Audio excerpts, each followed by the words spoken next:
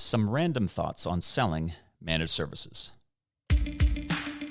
You're entering the MSP Zone, a podcast for the managed services community, covering news, analysis, and interviews from around the globe. Elevate your MSP game by staying in the MSP Zone. And now, your host, Charles Weaver.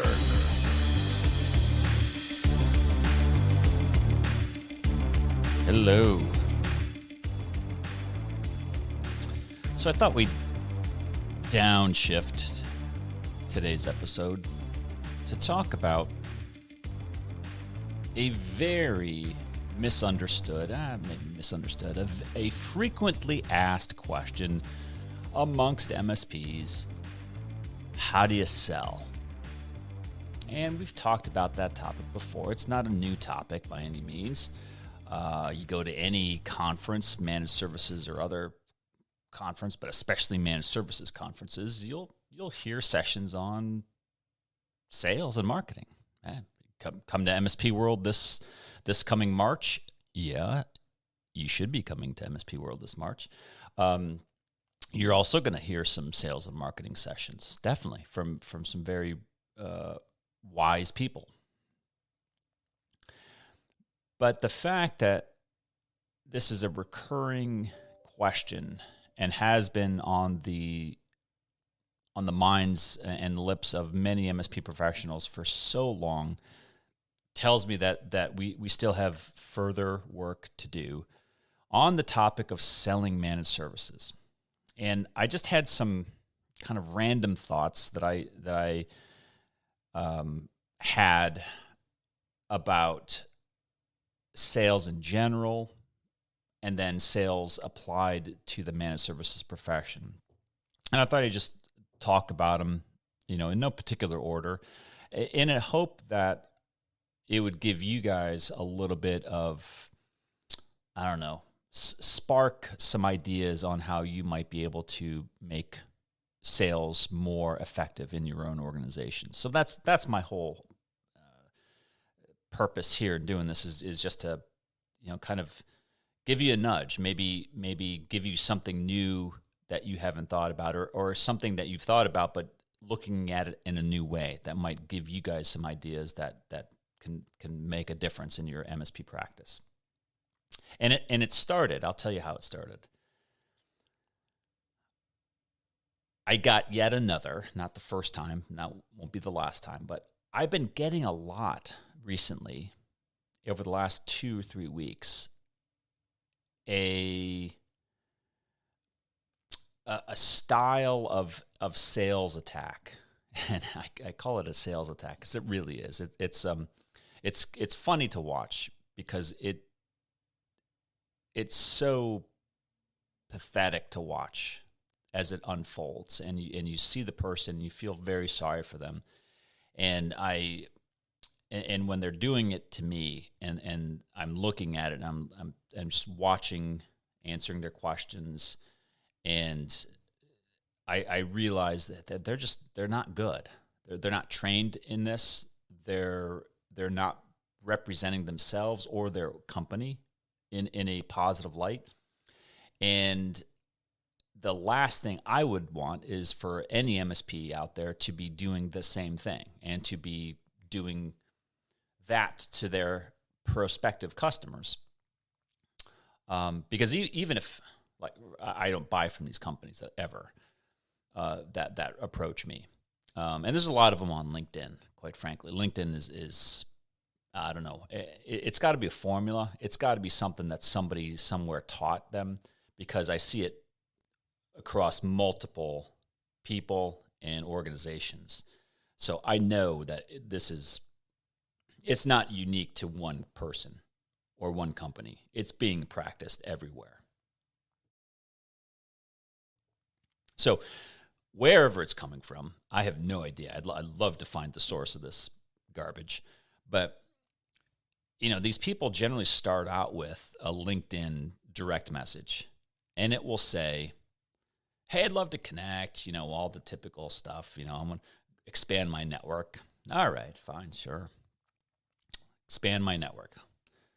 Click accept. And then what happens?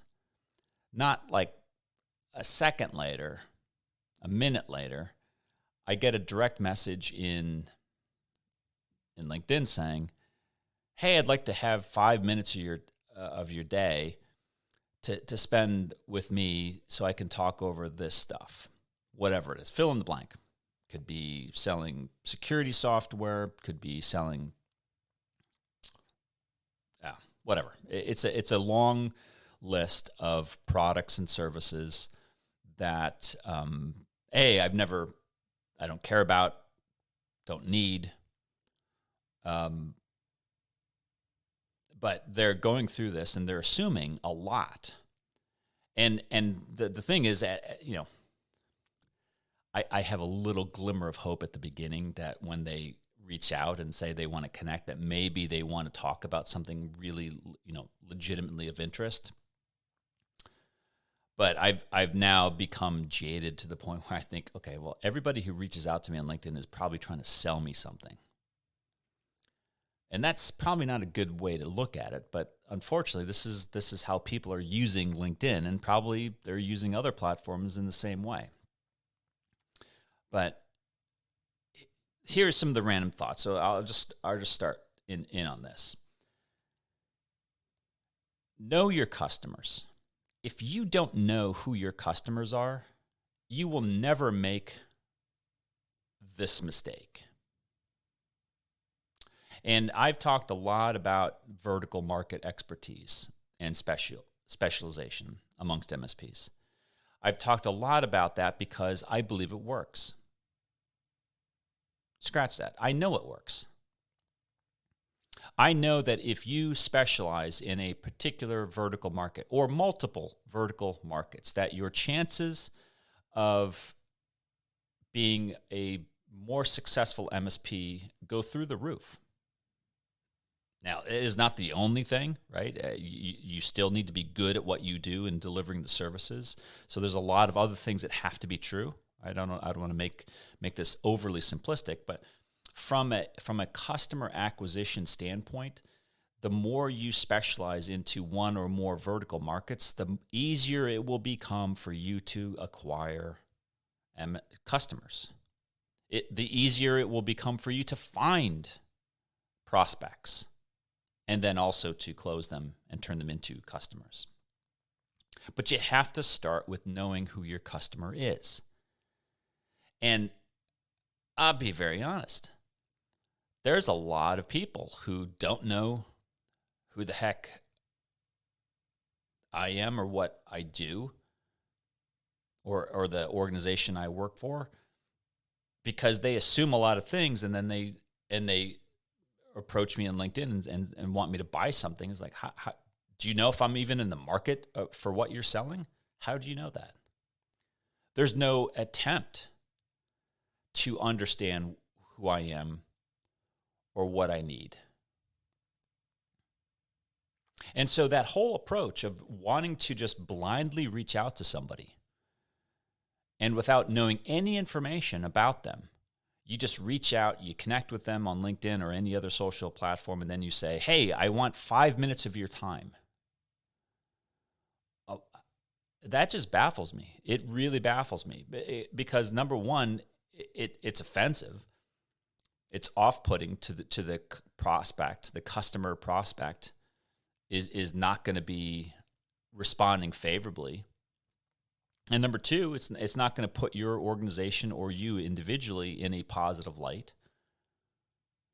And number three, if I was paying that salesperson, I would be pretty pissed that I was wasting my money on a person who was wasting my time and their time by going out and generating negative vibes by this kind of buckshot approach to sales. That doesn't work and creates more, negative connotations with your company than positive. And that's why brings me to my second point, selling through education, selling through the education process. And it works particularly well in certain professions, like in professional services. specifically, it works well. Now, I mean, you know, it's difficult if you were a grocery store owner, right? I don't know how you would sell through education. Well, let's take you know, like Home Depot or Lowe's, you know, two United States based you know, kind of do it yourself home repair hardware store chains. And what do you see them doing? A lot. You see them sponsoring content that talks about how to do home projects, how to, you know, replace a light fixture, how to, you know, replace a front door, how to, you know, install an appliance or something. And so they start with education, and the education is what draws in the customer. See, for them, when they don't know who the customer is, the education is what is, it's the bait. If you're using a hunting metaphor, it's the bait that allows a person to say, you know what, at this particular time in my life, I am interested in appliance installation or fixing an outlet. And how the heck is anyone going to know that I'm interested in repairing my outlet in my home? Well, the only way they're going to know that is if there's a piece of content out there about fixing an outlet, and I click on it, and I enter my information, and I view it. Now they know. And now they can follow up with an email or phone call or something that says, hey, I see that you're interested in outlet repair. We've got some stuff that might be of interest to you. And guess what? It probably would. And I might even accept a call or respond to an email or even go into their store and have a discussion around that because I have a need. And now they know about the need. So I see this tactic of just, you know, active sonar. They're just pinging away. Pinging, pinging, pinging. They have no interest in listening. They're just actively projecting their sonar blast, hoping that it responds with a positive feedback. And, you know, I'm sure maybe it does work a little bit, a few times, but it largely is a waste of energy and time and resources and doesn't generate the scalability and the numbers that any organization needs. And so that's why we talk about education as a really critical, not just important, but a really central theme in sales of managed services. Because you need that to be front and center to your MSP organization. Because if you can't sell through education, if you can't project material out there that will appeal to people, executives and businesses and organizations who need what you do, well, you're going to be missing a lot of opportunities. So I can't stress that enough. I really can't. And I look, you know, for 21 years, I have looked at MSP websites. It's been my job. You know, it's part of the membership application process is you get to see, you know, after your 10,000th MSP website, you get to pick up a certain amount of, you know, you see a lot of the same stuff. And I'll be very honest, I don't see a lot of really innovative, helpful, informative, educational MSP websites. And I wish I did. I really wish I did. I see a lot of MSP websites that talk about technical, you know, LAN, WAN, optimization. You know, it's like the head engineer of that MSP organization was writing a love letter to the head engineer of their customer and saying, this is all the cool stuff that I'm going to do for you. And yeah, it's important. it's important to have that knowledge. I'm not saying that that's the issue. What I'm saying is you don't want to necessarily talk about it because those aren't the issues that matter and generate to someone who says, I got a problem and I need an MSP to fix it. And right now, you've got a massive, massive global demand for managed services. And you've got a scarcity of MSP websites that actually do anything close to provide education to that thirsty audience. So think about not just dialing back on the technical jargon. Think about starting to actively sell through your MSP website and other platforms, social media, email, all that other stuff, going to conferences, etc. And start to ramp up your education. And tell me if after a certain period of time that you don't see stellar results as a consequence of you having done more educational outreach. Because I think that I've never heard anyone say that that doesn't work. I'll be honest with you. I know it works. I use it. We try our very best to sell through education. We put out a lot of educational content. This website's, this podcast is one example of many. But if you educate your customer, they will come to you. They will be attracted to that, and they will self-identify as someone who is interested in doing business with you. And so that will be one critical step solved, so that you don't have to be that poor soul on LinkedIn reaching out to a bunch of strangers saying, hey, will you connect with me? And then when they connect, they take that as a signal of, oh, this person wants to do business with me. No, it doesn't. In fact, I think I don't want to answer your direct message anymore because now you've abused it. You've abused my time. And you clearly don't know who I am, and you have no educational value to me. Anyway, moving on. After you've identified who your customers, after you have started to accelerate your educational sales efforts, you have to have a fairly well-defined set of things that you sell, right? A very early stage MSP mistake to make is you say, I'm going to do everything to everybody. I'm going to offer everything. Can you do this? Yep, I can do that. Can you do this? Yeah, I can do that as well. Can you build me a house? Yeah, sure. I don't know anything about it, but I'll get my knock team right away, starting on that. All right. There are obvious limitations to what an MSP can do. And there should be, right? Honestly, if you do everything, if you say that you do everything, I really doubt whether you're going to be good at doing any of those things very well. Pick. Be selective. Be discriminating.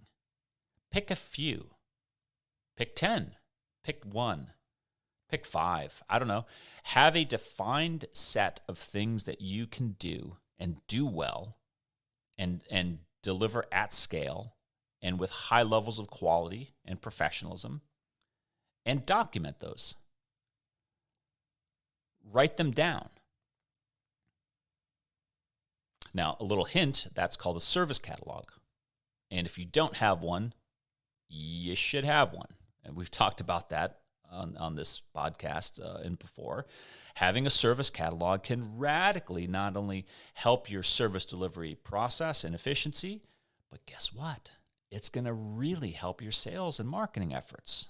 Why is that? Because your sales and marketing people aren't going to be selling everything under the moon to customers who don't want it. They're going to be selling a very specific, defined, limited set of services to people who want them. So guess what? When that customer comes back and says, hey, can you do this, and this? your salesperson can say, I do these 5 things, and we do them really well. And you know what? If you're looking for this thing over here that falls outside of our service catalog, we'd be happy to refer you to one of our colleagues who does do that.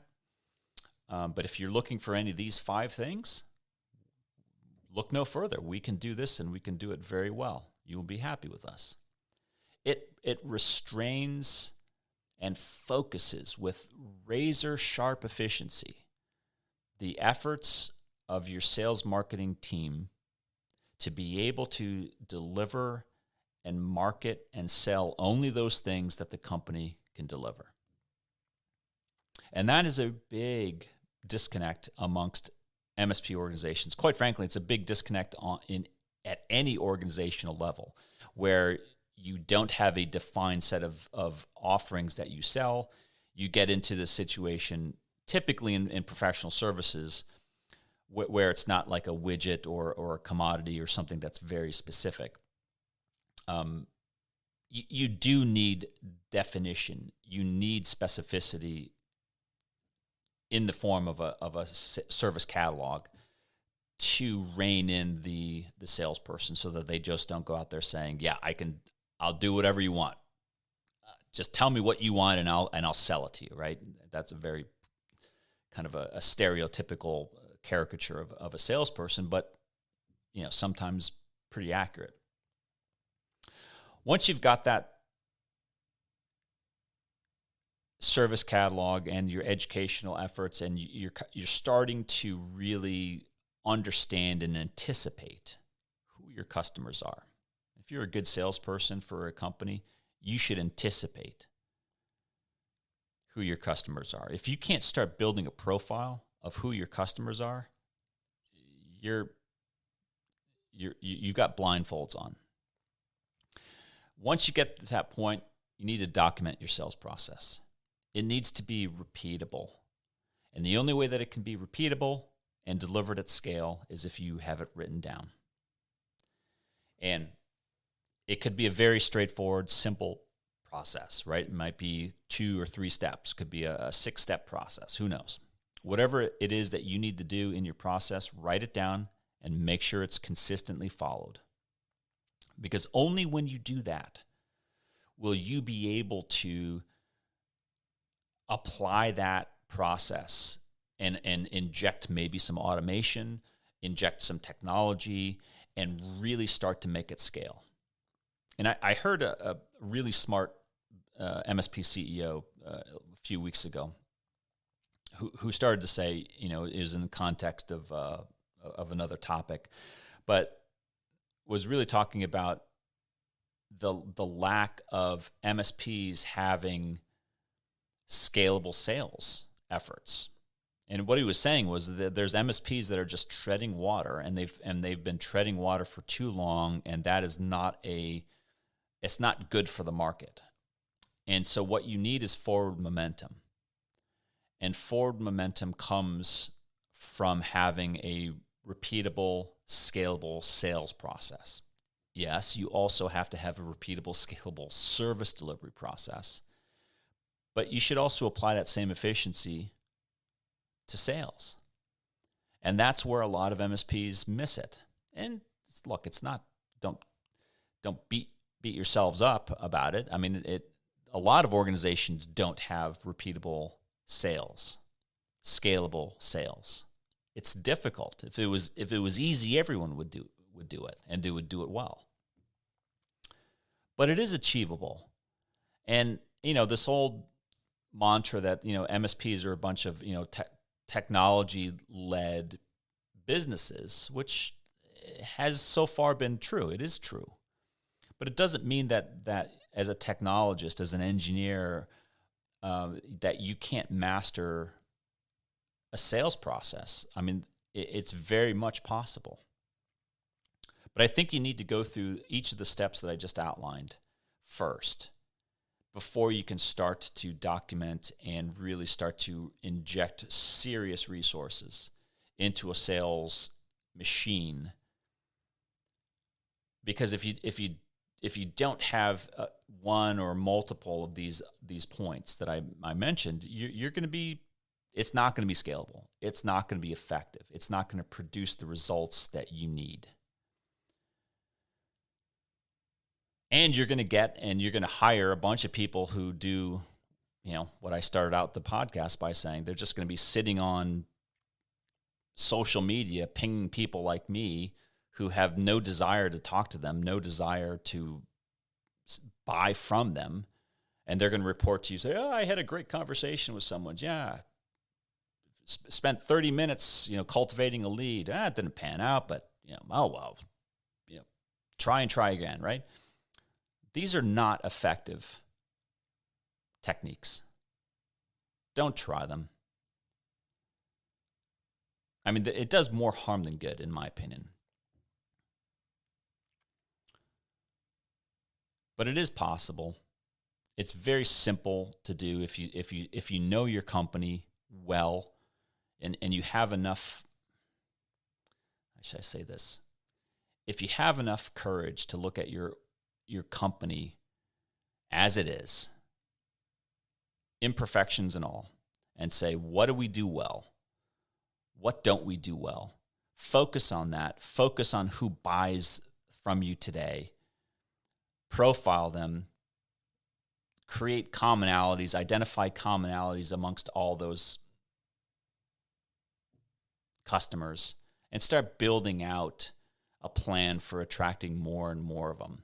Using education, employing resources that work towards broadcasting that education, cultivating leads, refining your process, having a service catalog, really making your sales and marketing movements efficient, just like you should be making your service delivery movements efficient as well.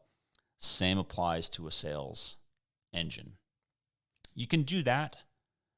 You will see some pretty amazing results, and pretty quickly, right? This is not something that has to take years to do. I mean, I really believe that you can see very quick results by just doing some of these things that do not cost a lot of money, but it does take a little bit of effort, some time, and a little bit of, retooling in your organization perhaps, but it can have very big results for your organization.